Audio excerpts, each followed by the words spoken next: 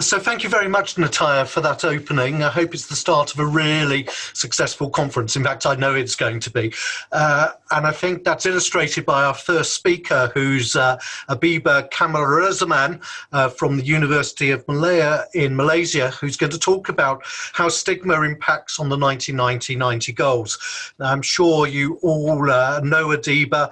She's president of the International AIDS Society, a fantastic physician, dean of the Faculty of Medicine in the University of Malaysia, and we're all really looking forward to your talk.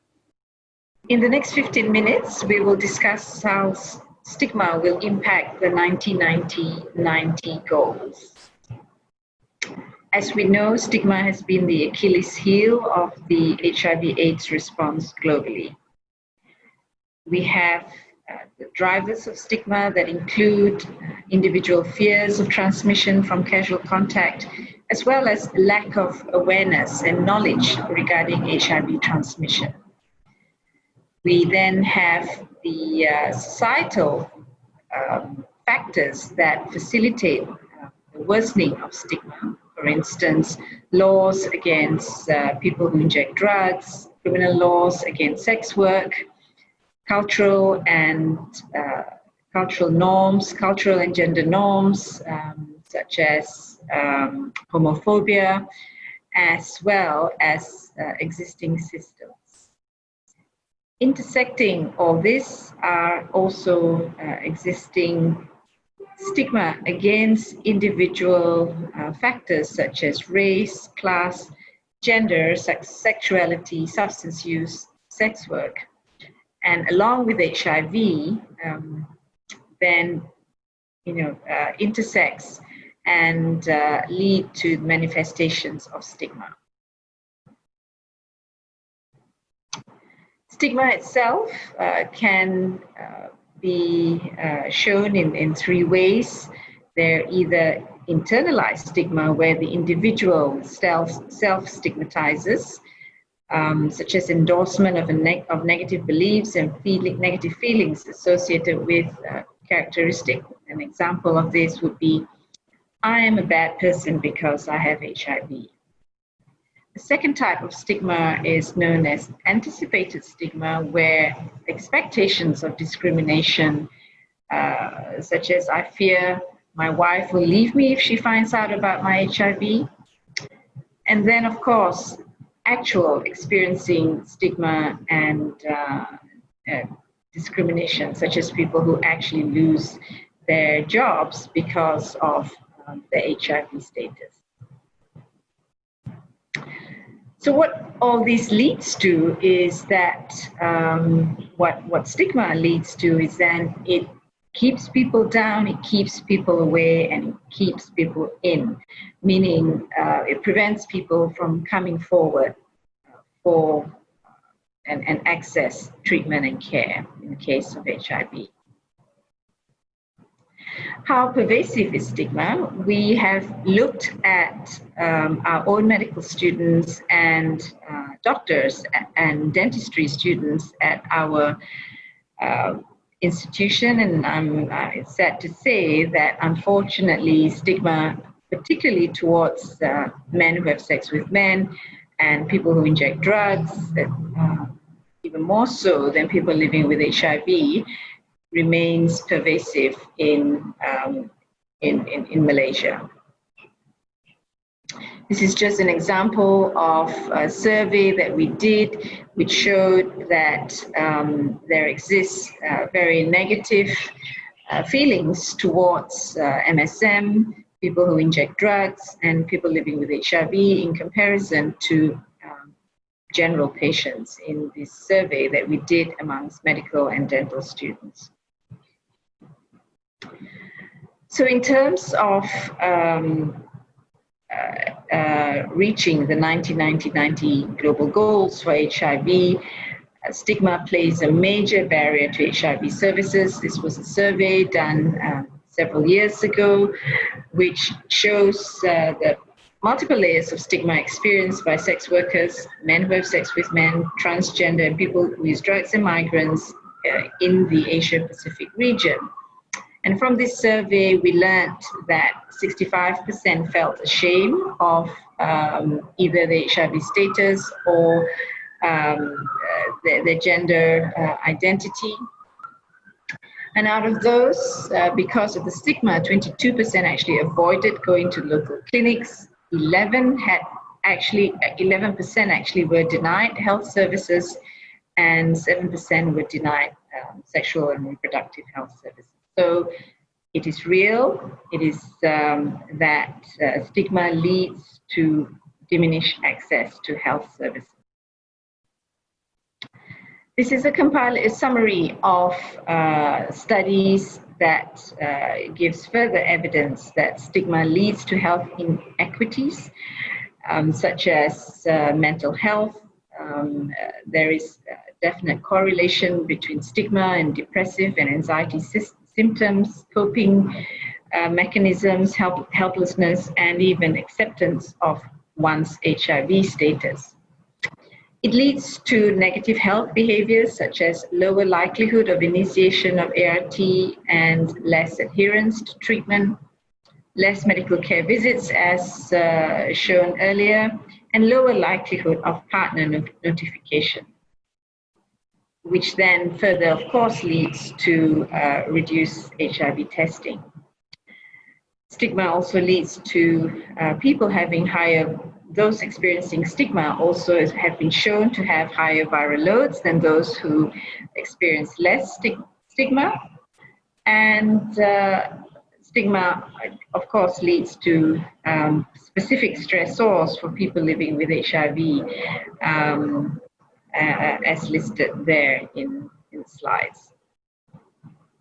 This is another example of a meta-analysis done on HIV-related stigma and health outcomes in people living with HIV.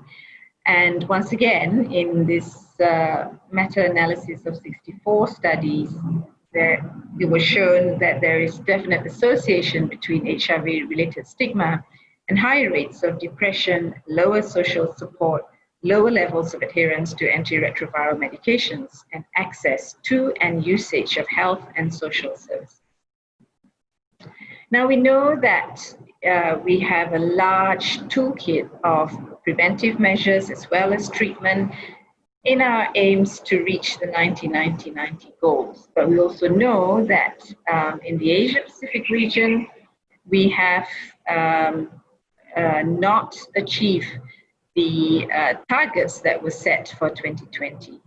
Unfortunately, in my region, in the Asia-Pacific region, only 3 countries have reached the 90-90-90 goals, and they are Australia, Cambodia, and Thailand. And that's not surprising because, as from this Global AIDS report from this year, you can see that in many countries, the coverage for prevention, for many reasons, fell far short of the desired goals. Again, using Asia Pacific as an example, key populations and their partners account for an estimated 98% of new infections. And when you think that each and every one of these key population members of key population experiences not just HIV-related stigma, but as mentioned before, the intersectionality of the stigma for those who have, for those who are transgenders, for those who are men who have sex with men, sex workers, and inject drugs. You have multiple layers of stigma that then worsens their ability to come forward for treatment or to gain access to prevention services. Once again, a study done a few years ago shows that about half of people who inject drugs, sex workers, gay men, and other men who have sex with men and transgender people are unaware of their HIV status in the Asia-Pacific region. So here we have the first 90 goal not reached, and a large factor explaining this would be the multiple levels of stigma that members of this key population experience. When they do present with HIV or AIDS, this chart shows you many present with advanced disease, with very low CD4 counts, even in this day and age, again, emphasizing the delay in coming forward for HIV-related services. And so it is with little surprise that the 1990 HIV testing and treatment cascade in the Asia-Pacific region is not, well, we haven't achieved the 90 targets, 75% for the first target, 60% for the second, and 55% for the third goal. So, what can be done to reduce stigma? As mentioned, stigma is not just a function of the fact that someone is living with HIV, but you have the intersectionality with with them belonging to risk groups that are already stigmatized and discriminated against. You have laws and policies that leads to high levels of stigma in society, and you've got cultural norms and societal norms that need to be addressed. So, therefore, in order to address stigma, one has to approach it not just from different levels or multi-levels, but you have to address all the intersectionality as discussed, and it obviously needs to be a concerted longitudinal effort in order to address stigma adequately. So here are some examples of the different kinds of strategies and recommendations. Obviously, at the individual level, the more knowledge you have, the less it is that someone is likely to stigmatize and discriminate.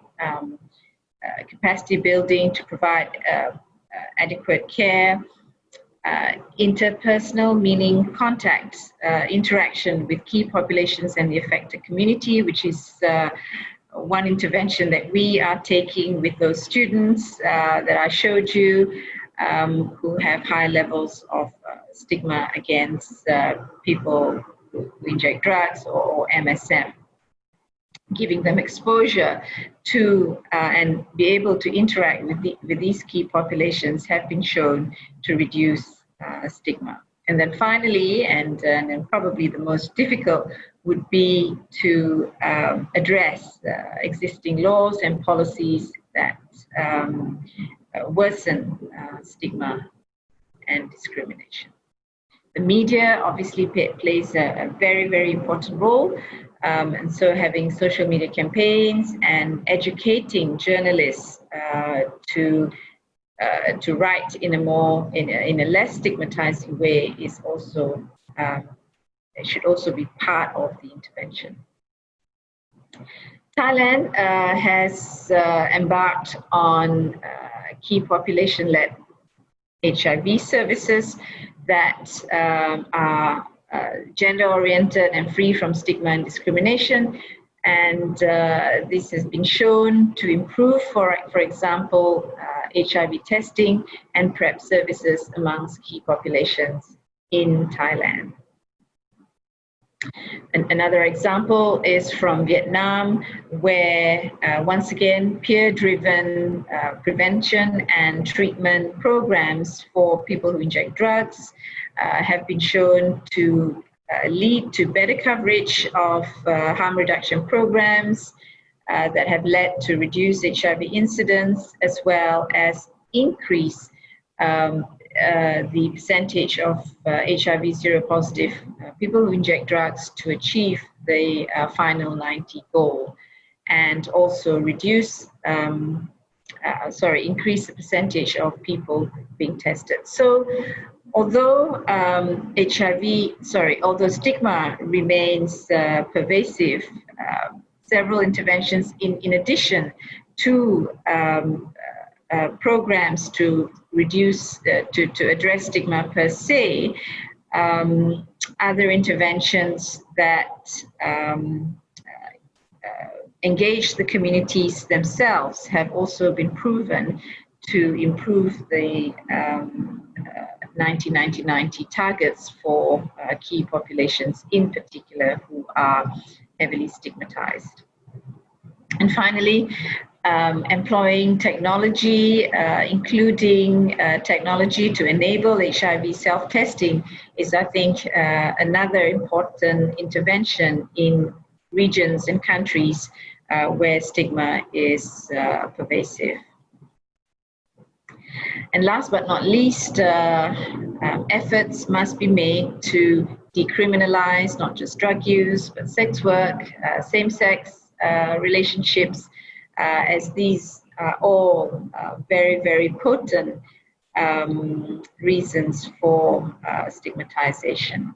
Unfortunately, in the Asia-Pacific region alone, 38 countries still have laws that 37 countries still criminalize some aspects of sexual behavior. 11 have compulsory detention center for people who use drugs.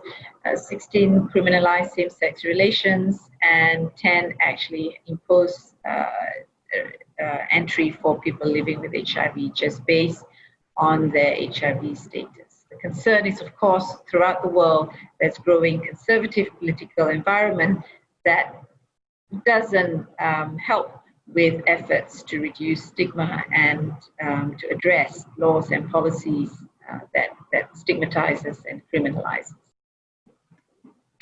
And finally, I would love to end on a happy note, but unfortunately, this survey that was reported in the last Global AIDS report just tells you how much work that still needs to be done in Asia and the Pacific when it comes to stigma. A huge proportion, 34.4% of people who were surveyed between the ages of 15 to 49 years admitted to not wanting to purchase vegetables from a shopkeeper living with HIV from countries around Asia and the Pacific. So ladies and gentlemen, I'm afraid we still have much work to be done when it comes to addressing stigma and discrimination in relation to HIV, not just in Asia and the Pacific, but globally. Thank you very much. Thank you indeed. That was a really great talk to really start the conference off on a really positive note. And that will continue with our next speaker, who's my co-chair, Nataya, who's going to present on U equals U, the science of U equals U. Nataya is from the Institute of HIV Research and Innovation in Thailand. Again, is a very well known physician, has done a great deal of work on HIV testing, prevention and treatment in men who have sex with men, and indeed in transgender women. And she works actively with the community and the government to establish technical assistance platforms to support accreditation and legalization for lay providers to ensure that everyone gets the best treatment that they can. Nataya. Thank you very much for giving me an opportunity to talk about U equals U science in the Asian Stigma and Discrimination Forum 2020. Today I'm going to talk about U equals U science in some details, and then discuss about the concerns around healthcare providers, which will lead us to the discussion around the U equals U communications, and to discuss also how we can integrate U equals U into our practices, regardless of our roles in these mutual efforts to end AIDS in the next 10 years. I'd like to start with this U equals U science timeline, just to show you that U equals U science actually started almost 2 decades ago. And that's why it is so crucial for us to see why we still couldn't translate this science into implementation. And in the year 2000, the Rakhine study published for the first time showing the increasing transmission risk with increasing viral load, and also demonstrated that there was no transmission if viral load is less than 1,500 copies per mil. And then in 2008, the Swiss statement issued saying that an HIV positive individual not suffering from any other STD and adhering to ART with a completely suppressed viremia does not transmit HIV sexually. And there was controversy during that time. And then in 2011, the HPTN 052 demonstrated 96% reduction in linked transmission in mainly heterosexual couples who were randomized to receive early ART. And then in 2014 at CROI, the Partner One study presented their preliminary findings showing zero linked transmission in heterosexual and gay couples with more than 44,000 condomless sex acts when the HIV positive partners had viral load less than 200 copies per mil. And there was a caveat here that there were too small number of gay couples, which lead to the need to conduct a partner to study. And then in 2016, the Partner One study published their final data, again showing zero link transmission now with more than 58,000 condomless sex. And the HPTN 052 study also confirmed the long-term preventive effect of ART after 5.5 years. With transmissions in HPTN 052 only occurred when viral load was not undetectable. And the U equals U campaign was also launched that year, trying to bridge this science into actual implementation. And then in 2018, the Opposites Attract study, which was conducted in Australia, Brazil, and Thailand, also confirmed the zero-linked transmission in gay couples with almost 17,000 condomless sex acts. And last year, 2019, the Partner 2 study was then published, confirming zero-linked transmission, this time only among gay couples with 76,000 condomless sex acts. And this table summarized the key information from these three studies, Partner 1, Partner 2, and Opposites Attract, which all showed zero-link transmission among either heterosexual couples or gay couples. But in the statistical world, you will get this upper 90% confidence interval number, which basically just to inform you how precise the zero transmission is. And to understand this 95% CI number, we can see here that the more number of couples and the more number of couple years of follow-up you have, then you will get a lower 95% CI or a narrower confidence interval, which means that the precision is getting better or you get less fuzzy in the precision.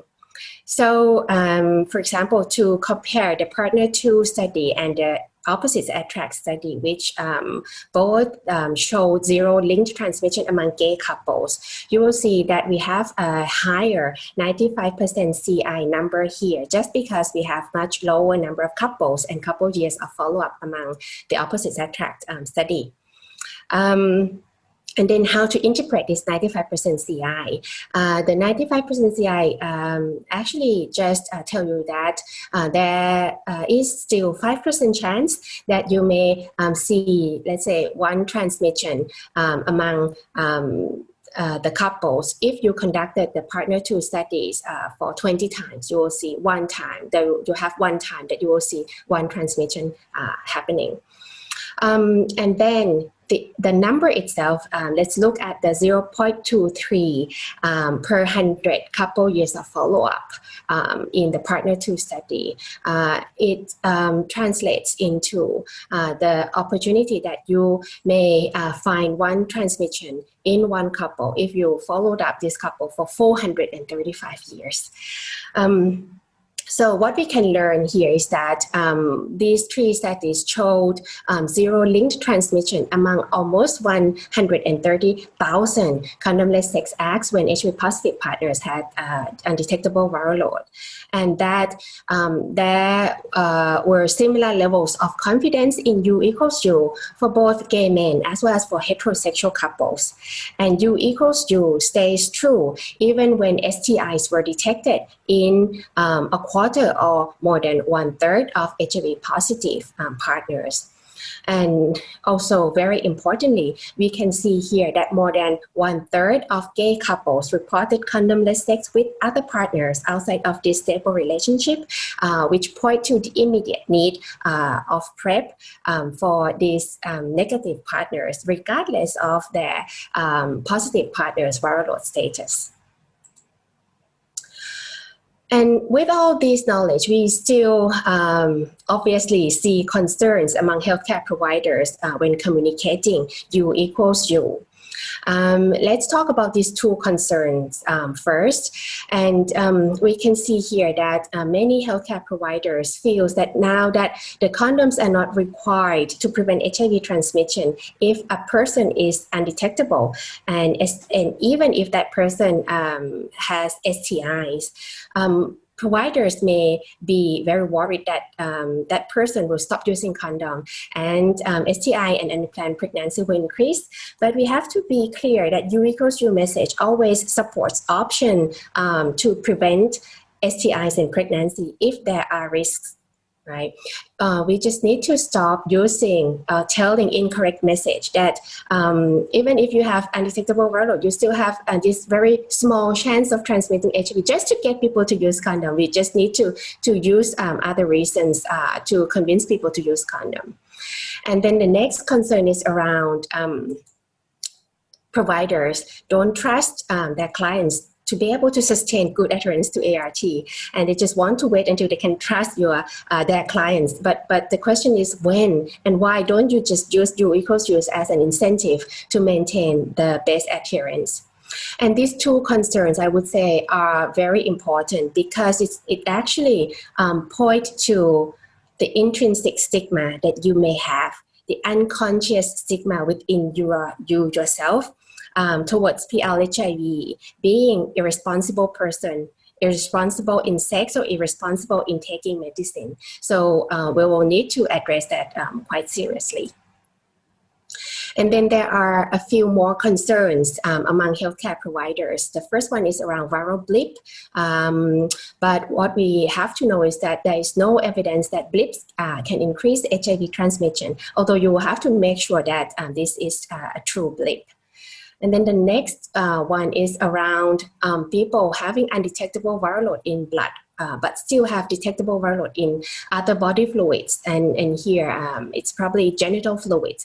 And it is true that you may be able to detect viral load in genital fluids, even though you have undetectable viral load in the blood. But that level in genital fluids will not be able to transmit to any people. And then the next one is around applying U equals U for non-sexual transmission of HIV.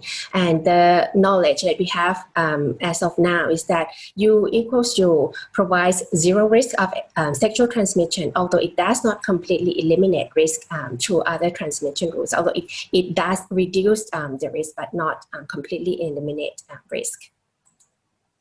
And then the next two concerns is around this one is around condom use and HIV prevention. Isn't condom use a safe sex? The answer is yes, condom use is a safe sex, but sex with someone who has maintained an undetectable viral load is even a safer sex. And the last one is around the frequency of doing viral load testing. Will U equals U still apply if I can only do annual viral load testing, such as what we are doing in Thailand?